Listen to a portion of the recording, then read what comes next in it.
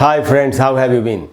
बहुत ही important topic करेंगे आज दोस्तों। कई बार स्टूडेंट्स ने मुझसे पूछा कि सर एक मॉर्फीम में और एक सिलेबल में क्या डिफरेंस है। अब देखिए ये कन्फ्यूजन क्यों है। कन्फ्यूजन का कारण है कि मॉर्फीम वर्ड का सबसे छोटा हिस्सा होता है और एक वर्ड को कई सिलेबल्स में भी बांटा जा सकता है। तो अगर दोनों ही वर्ड के छोटे छोटे हिस्से हैं तो आखिर इनमें डिफरेंस क्या है। तो दोस्तों आज इस कन्फ्यूजन को दूर करते हैं और हमेशा के लिए हम अच्छी तरह से समझ लेते हैं कि एक मॉर्फीम में और एक सिलेबल में क्या डिफरेंस है। तो आइए फ्रेंड्स समझते हैं कि मॉर्फीम और सिलेबल में क्या डिफरेंस है। देखिए जैसा कि मैं आपको बता रहा था, मॉर्फीम शब्द का सबसे छोटा हिस्सा होता है और एक शब्द को कई सिलेबल्स में बांटा जा सकता है। तो दोनों छोटे छोटे हिस्से हैं, तो दोनों में क्या डिफरेंस है एक एक करके आपको सारे पॉइंट्स बताता हूँ। आप खुद ही समझ जाएंगे कि मॉर्फीम और सिलेबल में क्या डिफरेंस है। देखिए यहाँ जो पहला पॉइंट है वो मॉर्फीम और सिलेबल के बारे में है कि a morpheme is related to the meaning of a word. Morpheme का संबंध शब्द के अर्थ के साथ होता है, while syllable is mainly related to the pronunciation of a word। जबकि सिलेबल का संबंध मुख्य रूप से शब्द के उच्चारण के साथ होता है। तो मॉर्फीम जो है दोस्तों वो शब्द का के अर्थ के से जुड़ा होता है और जो सिलेबल है वो शब्द के उच्चारण से जुड़ा होता है। अब यहाँ पर मॉर्फीम के बारे में जानकारी दी गई है कि morpheme is the smallest meaningful grammatical unit in a language.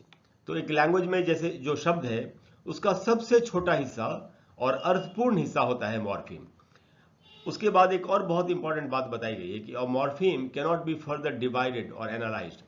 अब जब एक मॉर्फीम आपको मिल गया तो आप उस मॉर्फीम को आप आगे और भी हिस्सों में डिवाइड नहीं कर सकते। मॉर्फीम लास्ट यूनिट है जिसको डिवाइड नहीं किया जा सकता। और सिलेबल के बारे में यहां बताया जा रहा है दोस्तों कि a syllable is a unit of pronunciation having one vowel sound. देखिए सबसे इंपॉर्टेंट बात जो सिलेबल के बारे में हमको जानना चाहिए वो ये कि एक शब्द को अगर आप लंबा शब्द है, अगर लंबा वर्ड है और कई सिलेबल्स में बांट सकते हैं तो हर सिलेबल में एक वाउल साउंड जरूर होना चाहिए। बिना वाउल साउंड के सिलेबल नहीं बनता, ये हमको पक्के तौर पर पता होना चाहिए। और यहां लिखा है विद और विदाउट सराउंडिंग कॉन्सोनेंट्स, यानी एक सिलेबल में एक कॉन्सोनेंट हो भी सकता है और नहीं भी हो सकता है, या एक से ज्यादा कॉन्सोनेंट हो भी सकते हैं नहीं भी हो सकते। यानी कि कॉन्सोनेंट्स मैटर नहीं करते, वावल का साउंड मैटर करता है, forming the whole part of a word. और वर्ड का एक पूरा हिस्सा बनाता है सिलेबल। यानी एक अगर लंबा वर्ड है तो आप एक शब्द को, एक वर्ड को कई सिलेबल से बांट सकते हैं। और जानकारी हासिल करते हैं दोस्तों मॉर्फीम और सिलेबल के बारे में। यहां पर कुछ एक और पॉइंट्स हैं। ये पॉइंट है morpheme is related to the meaning of structures and words. Morpheme का जो संबंध है वो शब्द के अर्थ और उसके बनावट के साथ होता है। Syllable is related to the pronunciation of word. Syllable का संबंध शब्द के उच्चारण के साथ होता है।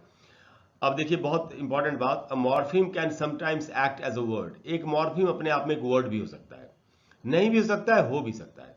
And a single syllable can also make a word. और कई बार एक वर्ड एक सिंगल सिलेबल का भी होता है। एक से ज्यादा सिलेबल्स भी हो सकते हैं और एक सिंगल सिलेबल का भी हो सकता है। अब दोस्तों यहां पर मॉर्फीम के बारे में देखिए थोड़ी सी और जानकारी है कि morphemes can be classified into two main categories. अब मॉर्फीम्स को भी आप दो हिस्सों में बांट सकते हैं। कौन कौन से? Free morphemes and bound morphemes. अब ये फ्री मॉर्फीम्स क्या होता है, बाउंड मॉर्फीम्स क्या होता है, ये भी समझ लेते हैं। देखिए यहां लिखा है a free morpheme is a meaningful unit that can stand alone as a word. एक जो फ्री मॉर्फीम होगा वो अपने आप में एक पूरा वर्ड होता है। तो और वो अपने दम पर रह सकता है, उसको और साथ में दूसरा मॉर्फीम जोड़ने की जरूरत नहीं पड़ती। Given below are some examples of free morphemes. देखिए ये फ्री मॉर्फीम्स के कुछ एग्जाम्पल्स है, जैसे डॉग, अब ये अपने आप में पूरा वर्ड है और ये मॉर्फीम है।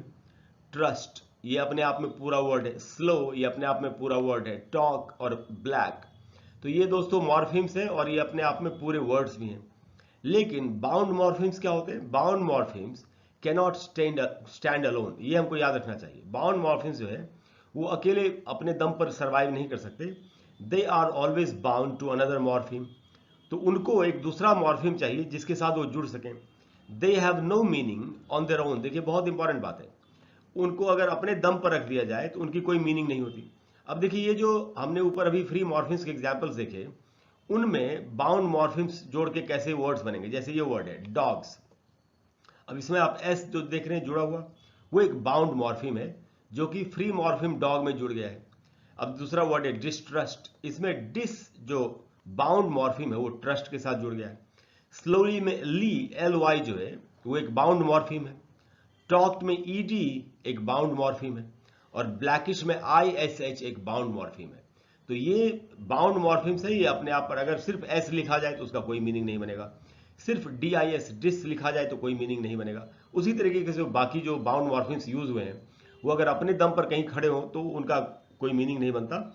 लेकिन फ्री मॉर्फीम जैसे यहाँ है dog, trust, slow, talk and black, ये अपने दम पर खड़े रह सकते हैं। तो यह बात हमको पता होनी चाहिए कि फ्री मॉर्फीम और बाउंड मॉर्फीम में क्या डिफरेंस है।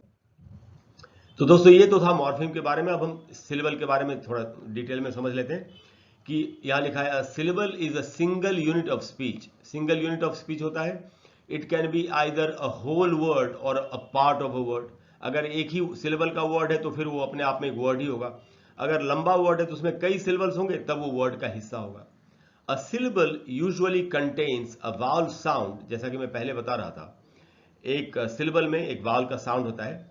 This vowel is usually called the syllable nucleus. ये सिलेबल का न्यूक्लियस होता है। वावल का जो साउंड होता है ये सिलेबल का न्यूक्लियस यानी कि केंद्र होता है बिल्कुल।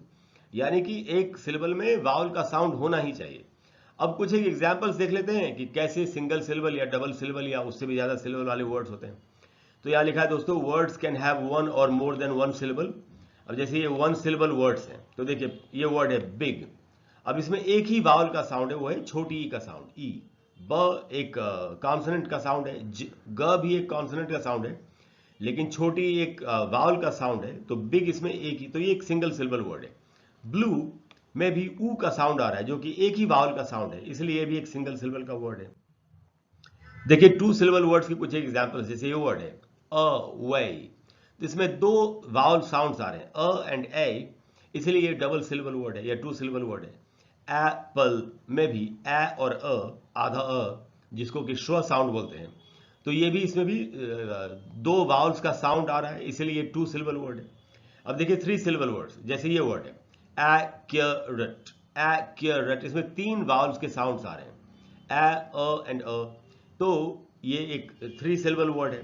वैसे एक वर्ड है एडजेक्टिव, तो ए ई तीन वावल के साउंड्स आ रहे हैं, इसलिए ये भी एक थ्री सिलेबल वर्ड है। फोर सिलेबल वर्ड्स देख लेते हैं, जैसे ये वर्ड है एडमरबल, और मैंने इनको ऐसे लिखा है ट्रांसक्रिप्शन कि आप आसानी से समझ सकें कि इसमें कितने सिलेबल्स हैं। तो एडमरबल चार वावल्स के साउंड आ रहे हैं, यानी कि ये फोर सिलेबल वर्ड है। अडोरबल, अडोरेबल जिसको बोलते हैं, तो इसलिए भी फोर सिलेबल वर्ड है। चार वावल्स के साउंड आ रहे हैं। अच्छा दोस्तों, पॉलीसिलैबिक वर्ड्स होते हैं, words that have more than three syllables. अब एकदम लंबे वर्ड्स जिनमें तीन से ज्यादा सिलेबल्स हों। अब जैसे ये वर्ड है प्रोनंसिएशन, प्रोनंसिएशन आप देख ही रहे, तो इसमें पांच इसमें सिलेबल्स हैं। तो प्रोनंसिएशन, पांच वावल्स का साउंड आ रहा है। ये जो वर्ड है दोस्तों, उसके बाद अ वे ल बी ल ची, अगर आप इसको देखें एक दो तीन चार पांच छह सिलेबल्स का वावल्स का साउंड आ रहा है, तो ये एक सिक्स सिलेबल वाला वर्ड है। इस तरीके से दोस्तों हम सिलेबल को समझ सकते हो। आपने देखा मॉर्फीम क्या होता है, सिलेबल क्या होता है, दोनों में कोई आपस में संबंध नहीं है। मॉर्फीम जो है वो पूरा का पूरा शब्द के अर्थ के साथ जुड़ा होता है। जैसे हमने डॉग में एस लगाया था, डॉग्स, उसका उच्चारण से कोई लेना देना नहीं है। लेकिन सिलेबल जो होता है ये पूरा का पूरा सिर्फ और सिर्फ उच्चारण से संबंधित है। तो यही दोस्तों दोनों में डिफरेंस है।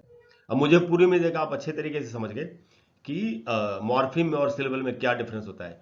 अगर आप प्रोनाउंसिएशन के और भी वीडियोस देखना चाहते हो, लिखा है मैंने यहाँ पर, for more videos of pronunciation please visit my pronunciation playlist on my channel. मेरे चैनल पर मेरी प्रोनाउंसिएशन की प्लेलिस्ट है। मेरे चैनल का नाम आप जानते ही हैं, वो है learn English online with Krishna.